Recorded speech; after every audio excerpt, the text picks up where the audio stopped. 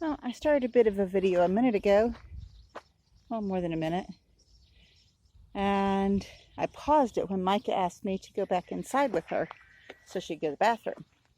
Hang on. This is blurry. I gotta clean it. Oh, let's see. Is that better? It appears that the only lantanas that made it through the winter are the purple ones. Well, I love purple. When Grandma Frances was alive in Texas, she had one purple lantana, and she couldn't find them anywhere else. She had banks and banks of all the other colors, the ones that we lost over the winter. So I'm going to have to replace them in memory of her. She had all these banks and banks of the orange and the yellow and red, every other color but the purple.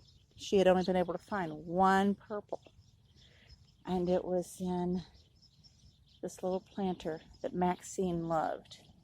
Now, Maxine was named partly for Grandma Frances. She was named Maxine for my grandmother, and Frances for Grandma Frances. And Grandma Frances loved her flowers. So Micah's love of lantanas always reminds me of her.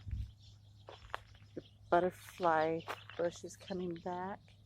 I was afraid we'd lost it in the winter too. And look at the amazing lavender, how big that is. And I picked several stems of lavender flowers this morning to take to work to have on my desk, because it's been one of those weeks. I needed lavender. This patty pan is getting humongous. Oh, let me put my gloves down here. Oh, there's a little bitty baby. You can see right here. There's another small one. There's the first one. Now, I was seeing somebody, can't remember who it was, one of the channels that I follow on YouTube, where he was talking about staking up the squash like this, the big thick stalk squash. So I'm thinking that might be a wise idea with this patty pan, except for the fact that there's that cornstalk growing right in the middle of it, because I wasn't expecting that patty pan to go straight up at first. I'm not used to squash that goes up that high. But we've got more coming up, and I don't remember which ones are patty pan, which ones are cruchons. I just don't remember. And then there was a pumpkin that I got from Homestead Heart too. But y'all know me, at the end of the day when I'm walking around out here in the garden, I can't remember which one is which. And there might be some of those little Casperitos out here in all this mess too. But that's okay. I will not mind if we have lots of squash and lots of pumpkins. And then look how well the cardoon is coming up. I was chatting with somebody on a YouTube live last night about the cardoons. She said she's going to have to replant hers. This is one of the few things from seeds. This and a little squash and a little bit of corn. That's what I've been able to get from seed this year. Most of the other seeds I've planted just have had failure to germinate. The ones that I've direct sowed. And of course, I've shared before that the ones, and that's just stuff that I've not cleared out yet. This bed eventually will be, hopefully, asparagus. I planted asparagus seeds in this as well. This is, since it's got definite sides and ends on it, that are set in the ground. It's going to be for perennials that could be otherwise invasive. And the sunchokes, I was afraid were not going to sprout at all. Now I'm just waiting for them to get big enough to bloom. I won't be harvesting them this year. I don't know if I'll harvest any next year. May just have to buy them. But I did see some on sale at Safeway. So next paycheck, I'll have to buy some, because when I ordered these, I'd never had sunchokes before, but people were raving about them. So when I ordered them, before I planted them, I took 3 of the sunchokes from the order that I got and cooked them. And I really did enjoy them. They have a nice, kind of a sweet, nutty flavor to them.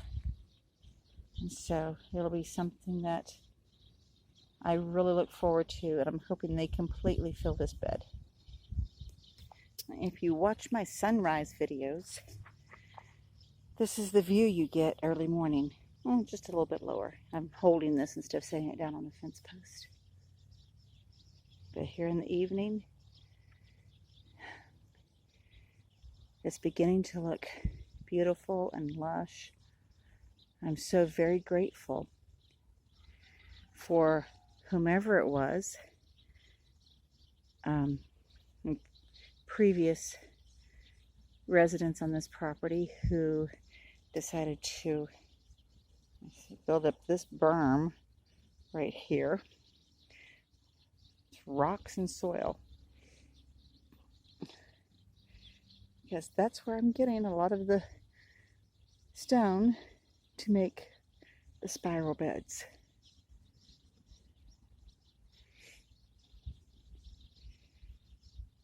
And it's very calming here. The birds settling down for the night is very similar to when they're waking up in the mornings. It's a lovely sound. And the sun has already gone behind the mountain. There are no clouds tonight. That was amazing last night with all the clouds. Tonight is just clear sky. And it's beautiful still. I'm going to pause it and go around and get the water started on the garden beds and move my chair where we can sit and talk. I'm going to have to set up a better system for this. Oh well. One of these days. A little bit at a time. Right? Actually a friend gifted me with some chia seeds for me to eat. Were they chia or was it flax? Chia seeds. She gifted me with chia seeds. I know those were flax seeds. The chia seeds I purchased. I got them in my pocket as well. Just got in, when I got in the order with the sweet potato slips, I also got calabaza squash, which I need to figure out where to plant, and chia seeds. I've got to figure out which beds to put those in, and then hope that they grow better than most of the other seeds I've done this year. The squash and the pumpkin seeds I seem to be doing okay with. Oh, goodness. It is a beautiful day. It has been a very challenging week, but, well, a few weeks. But the prompting I've had to get up in the mornings and do the sunrise, and then come back out here in the evenings and walk around the garden, continue working in the garden, has made it so much easier to deal with the challenges.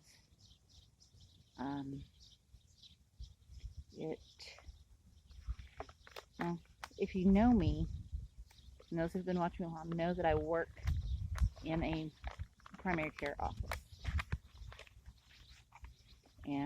that can be interesting. People who are in pain, physically, emotionally, spiritually, however, whatever type of pain they're in, can lash out sometimes. Any of us who are in any sort of pain can be very difficult to deal with. We can be demanding. We can be loud, or we can withdraw. We can isolate. There are many ways that people deal with their pain. And then every once in a while, I'll see it online, or we'll have somebody come into the office. Number one, they're demanding that we do things without them giving us sufficient information. And then I read or I hear people saying that they know that their insurance company is paying us a lot of money to get this stuff done that they are demanding that we get done with insufficient information. It's to the point that a couple of months ago, we had a payment come in from one of the insurance companies where it showed how much we billed the insurance company.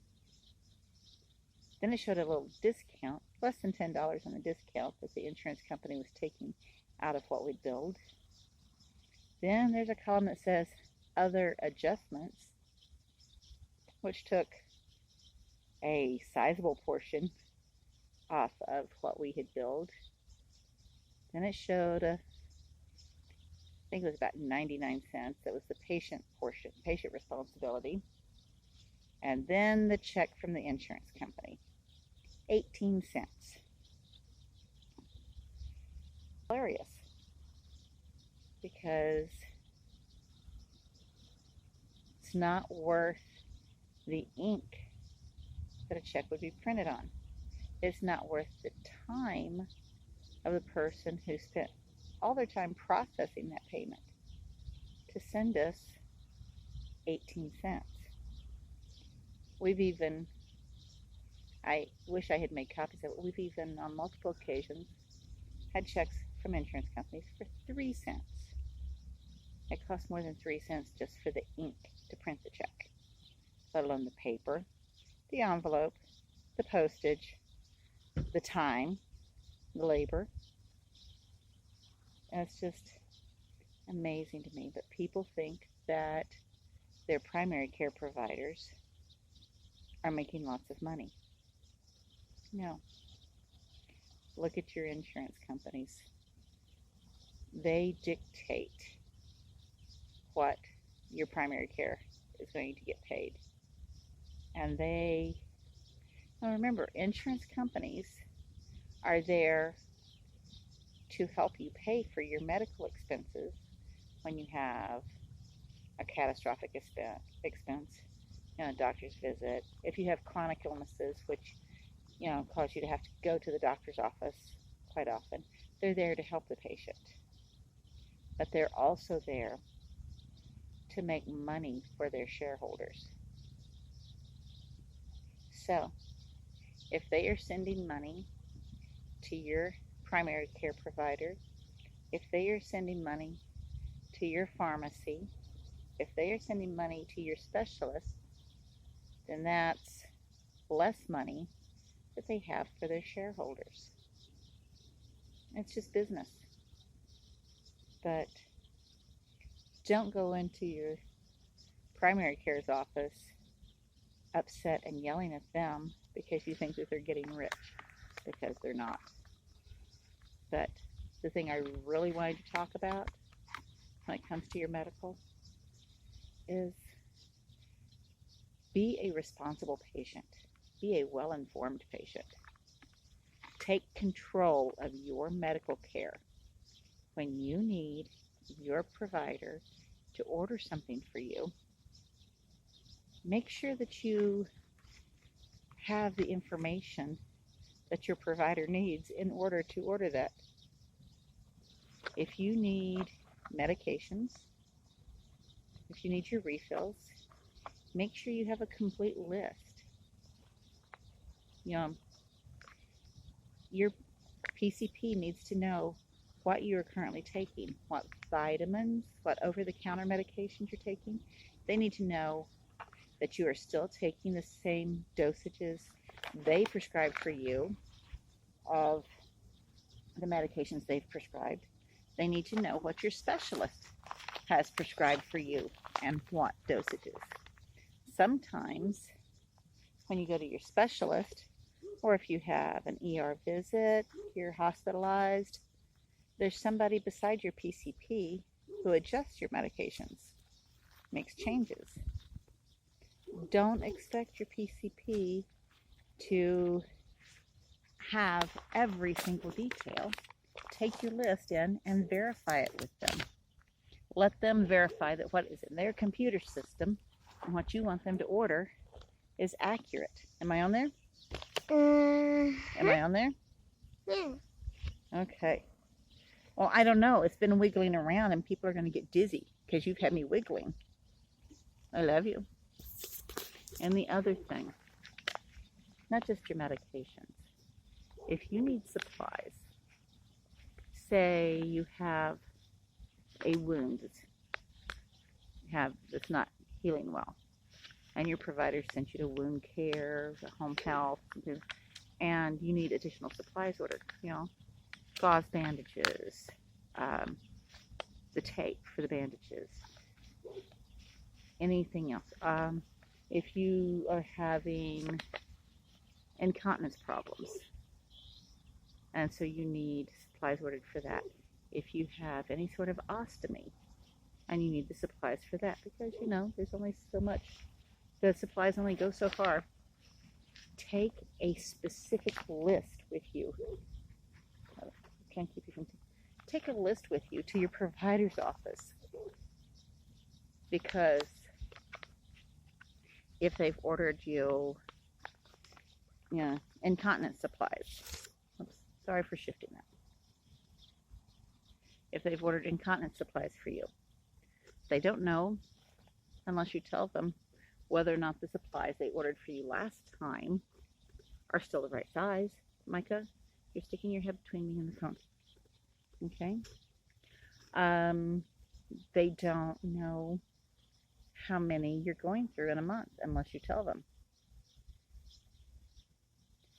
They don't know the specifics of the size, the brand of the ostomy bags that you are currently getting from the supply company, and all of the supplies that you need along with the ostomy bag.